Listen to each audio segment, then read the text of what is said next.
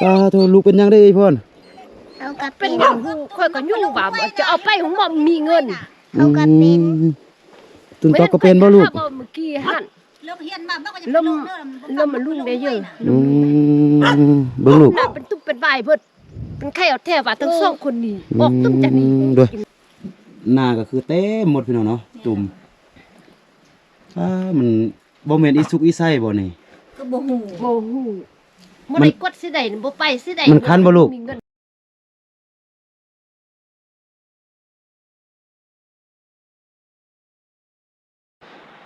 กราบทักทายสบายดีและสวัสดีเด้อพี่น้องบ่ว่าจะอยู่ในประเทศและต่างประเทศเนาะกะขอยินดีต้อนรับเข้าสู่ช่องครูดอยอีกคือเก่าคือเดิมเนาะพี่น้องกะเดี๋ยวนี้เนาะครูดอยอยู่ระหว่างทางการเดินทางเนาะก็คือทางตั้งแต่เมืองห้วยทรายไปหาเมืองพระอุดมพี่น้องเอ๋ยเนาะนี่มาด้วยมอเตอร์ไซค์คือเก่าคือเดิมพี่น้องเอ๋ยก็คือแดดฮ้อนพี่น้องเอ๋ยเนาะนี่เดี๋ยวจะให้พ่อแม่พี่น้องเบิ่งตาเว้นนี่ฮ้อนพี่น้องเอ๋ยเนาะนี่กะทางนี้เป็นทางที่ว่าไปห้วยทรายเนาะแล้วก็ทางนี้เป็นทางที่ว่าไปเมืองพระอุดมเนาะแล้วก็บอนนี่พี่น้องนี่เป็นบอนที่ว่า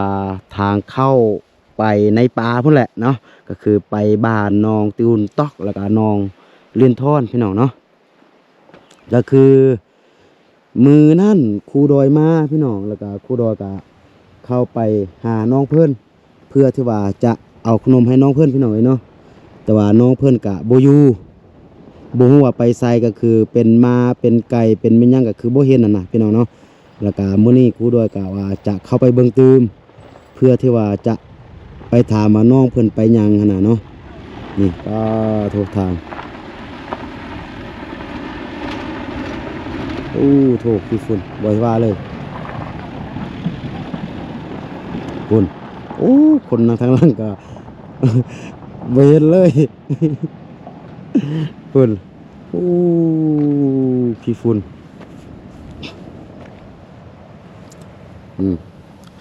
ให้เบิ่งคู่ดอยพี่น้องเนาะนี่ว้าโถใส่ขี้ฝุ่นรถใหญ่ไกลมาเมื่อกี้พี่น้องเนาะทั้งใส่ผ้าอัดปากแล้วก็ใส่หมวกกันน็อกเนาะเครื่อง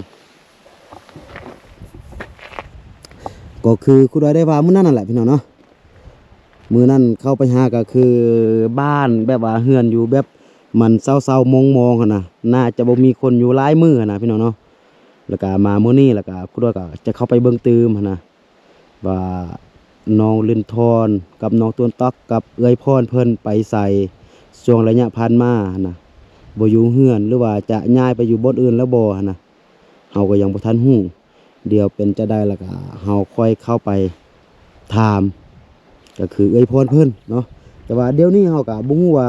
เฮาไปแล้วก็จะได้เจอเอ้ยพรเพิ่นหรือบ่นะนี่โธ่ทิวทัศน์ธรรมศาสตร์แถวนี้ก็โอ้ค่อนข้างโอเคพี่น้องเอ้ยเนาะนี่ทางลุ่มนี่ก็เป็นแม่น้ำท่าพี่น้องเนาะ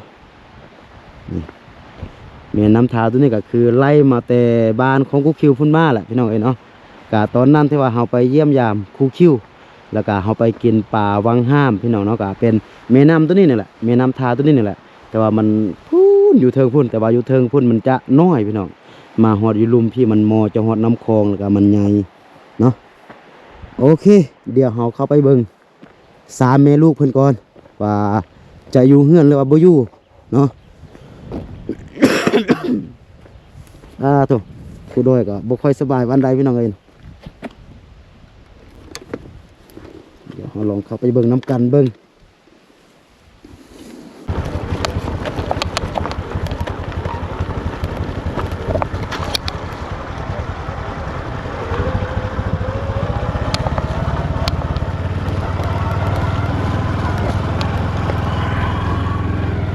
โธ่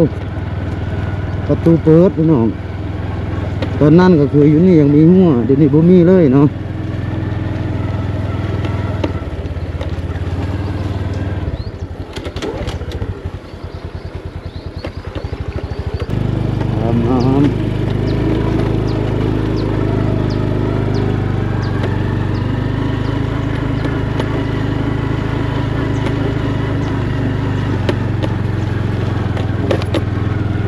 โอ้ประตูเปิด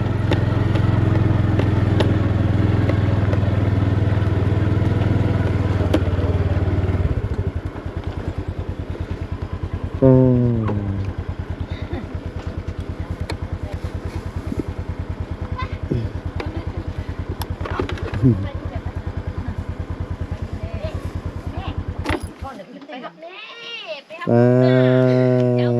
หน้าตามอมแบมอู้เป็นยังได้ลูก เ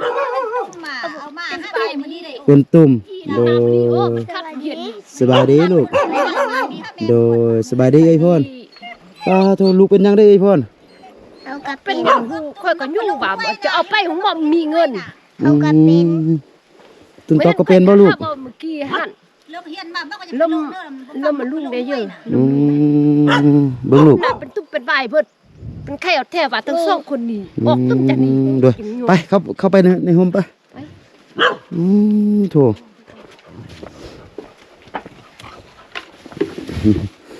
โดยสบายดี สบายดี โดย เข้ามาส่ง มา มา ช่วง ส่ ล่าง ง โอ้ มา ข้าวเฮียนอยู่นำแม่เช้าก็อยากให้กินแล้วจุ่มมักมาลูกห้วย ส่ นี่ งให้ห้าเฮานี่โอ้เงินก็มีจักกีบเอาไปหงมอเฮ็ดจะได้เอาเงินทางใด โถเป็นได้จักมือแล้วลูก ตั้งแต่วันจัน ไป ทร์ เป็นอาทิตย์นึงแล้ว ตั้งแต่วันจันทร์ เงินใจก็บอกว่าท่านมื้อเช้านะจันทร์ให้ช่องแกนซ้ำแกนได้ มื้อวันจันทร์น่ะยังเป็นไข้ได้ไข้เฮ็ดไปเฮ็ดมาออกตุ้มตู้อีนี่ก็เป็นหมด นึงมื้อนี้ก็เอามาให้แม่มันซ่ามื้อเช้าก็อยากให้กินแล้ว ห้าจะออกมื้อ เบิ่ง นี้ ผู้น้องนี่ก็ออกคือกัน ไข้เป็นอาทิตย์แล้วดูห้าจะออกแล้วเป็นจะได้ ลึกน้อย เฮาก็ไข้นอนโอ้ เป็นนะอยู่อันนั้น อยู่มันเฮาปะนั้นก็เป็นนะลูก พี่น้องเนาะนี่เดี๋ยวลูกเนาะนี่หน้าก็คือเต็มหมดพี่น้องเนาะตุ่มมันบ่แม่นอีสุกอีไส้บ่นี่ ก็บ่ฮู้ บ่ฮู้บ่ได้กดสิได้บ่ไปสิได้ มันคันบ่ลูก มีเงินนั่นโอ้ มา บ่คัน เจ็บ คันให้ไปว่าคันว่าเจ็บว่าซั่นมันว่า แต่ลึกน้อยมันเฮาช่อง3คนก็ออกจากนี้ก็ไปกวดกับว่ามันออกตุ้มพญาติ ออกนอกดีว่าซั่น ออก นะ นอกนี้ถ้าเข้าแนนบ่ดีอันนี้อย่างแค่นมันออกนอกค่ะว่าถ้าออกอยู่บนบ่ออกตุ้มบ่ออกนอกนี่อยู่แนนนี่มันตายค่ะว่าจันนี้ โดย จันนี้หมด ค่อยบ่สร้างจะปัวบ่สร้าง ลูกอีมนต์กับจันนี่ ยังก็บ่มีจะว่าหยังลุงจะว่าหยังค่อยมื้อเฮ็ดไม่พุ่นก็เฮ็ดหมดเงิน600,000ปลายมื้อบ้านเฮานี่ เฮ็ดใบอันปื้มสำนุกครัววะ ไปอันนี้ยืนตึงอีกหนึ่งเอามามึงกันซึ่งหั่น เฮ็ดใบสำนุกครัววะ เฮ็ดไปสำนูขวดอ่ะถ้าเอาอันพุ่มสำนูโคเก้านี่ลูกกับคุมบ้านเฮาดู อ๋ออันนี้มันตู้เก่าติ บ้านเบิ่งเราเฮ็ดจะได้เดี๋ยวนี้จะได้หัวไม้แล้วเดี๋ยวนี้น่ะ ก็ว่าจะเมื่อยื่นให้ในบ้านประคาดนี่โอ้แล้วเอาพุ่มสำนูครัวไม่โอ้แล้วบ่ได้อยู่เมื่อเทื่อย่านเขาจะทำเงินเฮาบ่มีเงินจักกิบค่อยว่า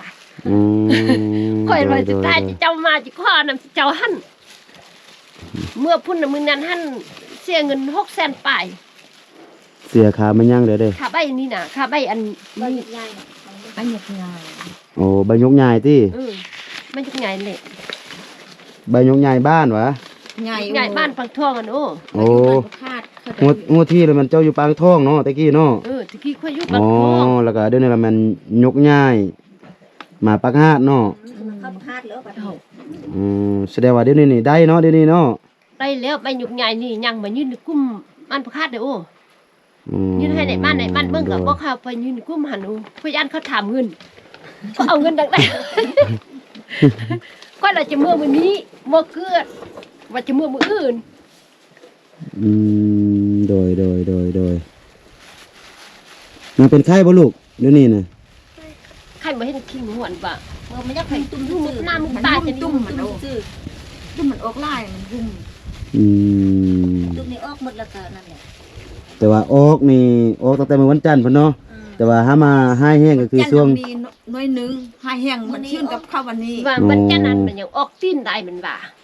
เลยมัน ไปเห็นมาออกหน้าออกตาแล้วค่ะมาบอก อยู่คิงก็ออกบ่ลูกอยู่คิงตามคิงนี่ก็ออกบ่โดย เพิ่นเว้าตอดหัวด้วยเจ้าบ่อันนี้คือคนบ่สร้างปาก มันยังไอ้ทวน มันคือใจ มันเจ็บในใดลูกมันฮ้อนหรือว่ามันคันหรือว่ามันเจ็บจะได้ พูดเชื่อไม่ให้เพิ่นเบิ่ง บอกแม่ โทรพี่น้องเนาะนี่ แดงหมดตามคิงนี่ กำลังออกก็ต้อง มา เกา ให้มา บ่ต้องเก้ามัน ต้องเก่าเด้อ ก็ต้องเกาแต่มันออก เปรี้ยวมัน ของตุนตอกก็คือกันวะลูก อี คันบ่ เป็นอาทิตย์แล้วได้นี่แล้วเป็นไข้เฮ็ดไปหาออกมื้อนี้โอ้หนู โอ้ เก่าคุณเก่าพี่เขาเป็นจะได กำลังออกพี่น้องเนาะนี่ กำลังออกอ่ะ นี่ มันว่า ตุ่ม มันก้อนเท่าแล้วมันออกเท่าไหร่ บ่ต้องมากอดกันอบหยัดที่เป็ด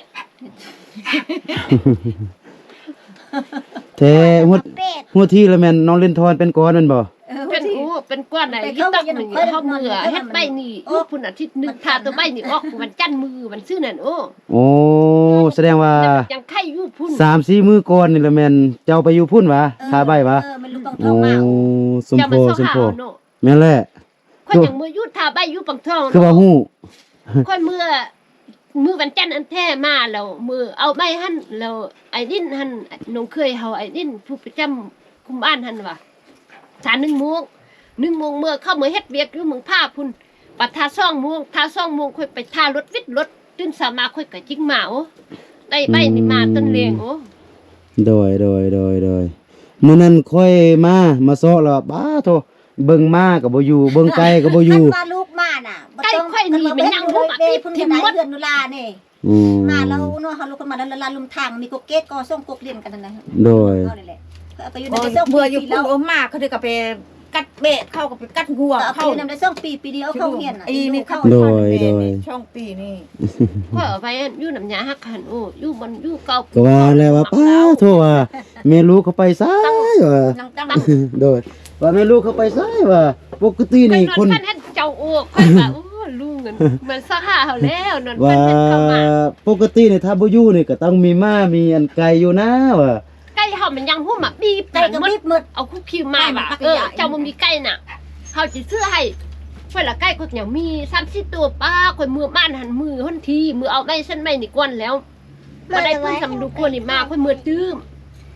แล้วมันยังหู้เข้ามาปิ้นเข้าตู้เผานี่โอ้คือว่าสิพิษพี่น่ะหู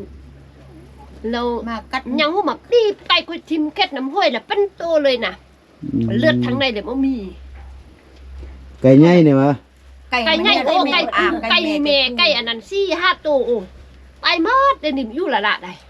ตายหมดแล้ว ตายหมดมันยังหูมาบีบจันนั่น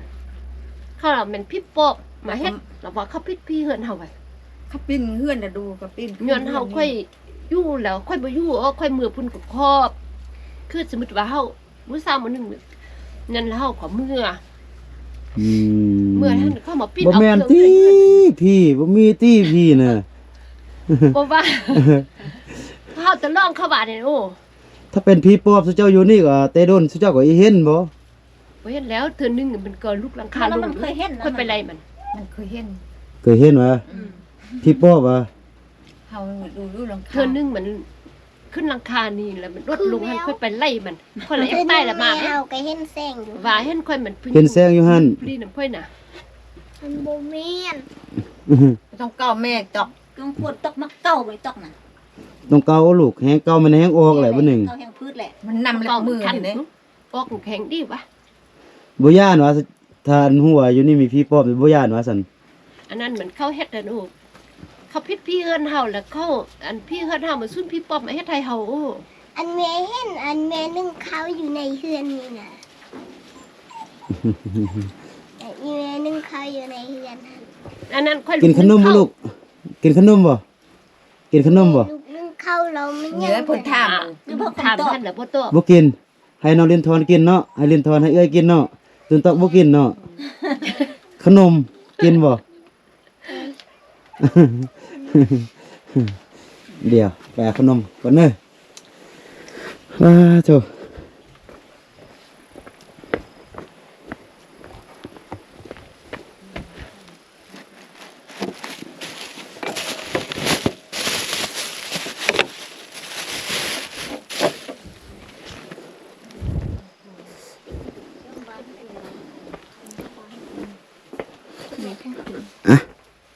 ได้ดี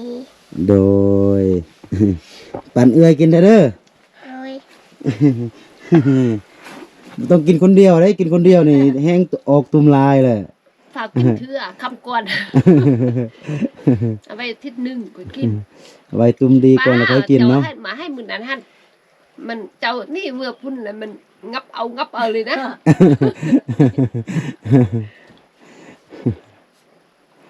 มักบ่ขนมแบบนี้ มักบ่มัก กินกับข้าวก็ได้เด้บ่มีหยังกินละกินกับข้าว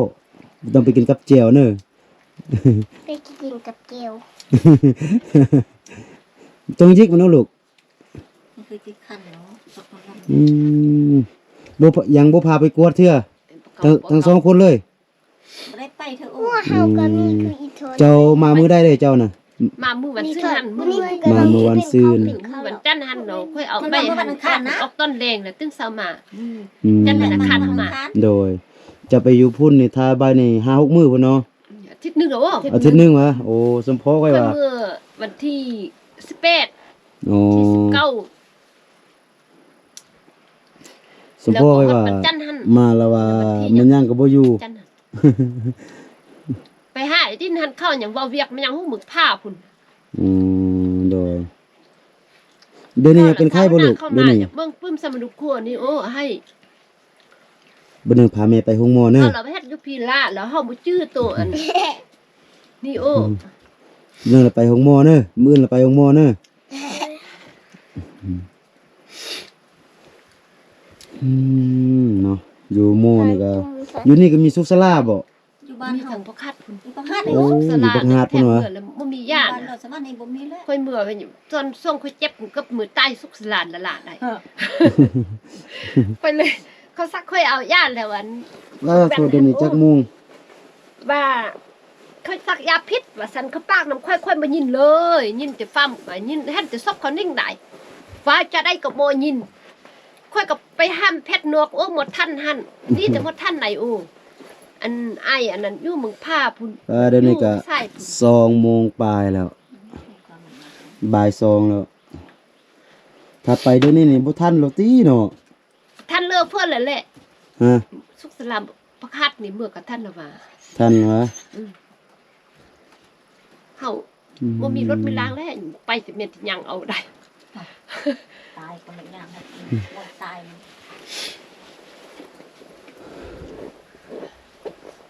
โทสั่น3 เฮา 4 ก็เป็นใครสมมุติสุคนโอ้ก้อยก็ลุก แม่ เมีย มัน น ก็เข้า เข้า กัน ปุ๊กก็เฮามือใส่ เจ้าก็ไข้คือกัน ไก่ไข่คนเป็นมดคืนป้าสดทุ่งเลย เราก็ไข้ หายใจจนอิ่ม เฮานี่ ไข่ เออ ใต้เถะอาซบกดอันตัน เจ็บเว้ยเจ็บ สันไปห้องหมอน้ำอายบ่อายจะพาไปดินทอนอาจจะไปส่งโยงหมอแล้วอาจจะมากลับมาส่ง ไปแม่ ไปกวดบ่ไปบ่ตุนตอกเด้อ ช่องไอ้น้องหั่นก็ไปให้เราไปกวดเพิ่นฮู้ นั่นแหละ มื้อนึงเราก็ไป แต่ ช่อง ว่า อยู่ เอ้ย นี่ พรคือสิบ่ได้ไปแล้วรถมีแต่คันเดียว เอาลูกมันไปกวด สิ แม่นำก็นั่นก็ชื่อยาให้แม่กิน โดย กัดกูได้ ไปบ่ลูก ไปกับไป โดย หนูว่าไปหนูหนูว่า นุ่ง ไปบ่ ลูกไปน้ำพ่อ ไปเนาะ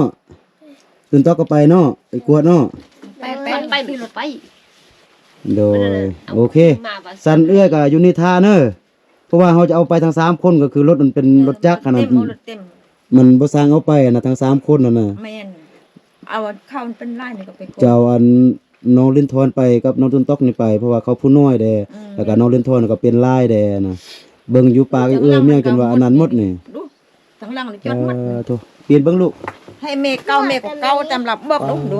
หัวก็มี โธ่ คนลุกคนเล็กมัน หัวมันก็เต็มหมดนี่ อยู่หัวก็เต็มหมดเนาะ คนมาเก่า จานนี่ พวกมันเป็นละสะไส้ยน มัน เก้า เก่า ต่อ ต้อ กันปันได้กับเก้าจานนั่นกันละ หัวก็มี โอเคสันเฮาไปเนาะ ไปไป ตุ้มแป้งเพราะมันนี่ละมันอาจารย์นะมันอาจารย์หั่น เมื่อนั้น เอาเสื้อยาวนุ่งเอาบกใส่ นี่ใส่ทรงยาวเสื้อยาวเด้ตุนตอกก็ใส่ทรงยาวเสื้อยาวเด้มันร้อนนี่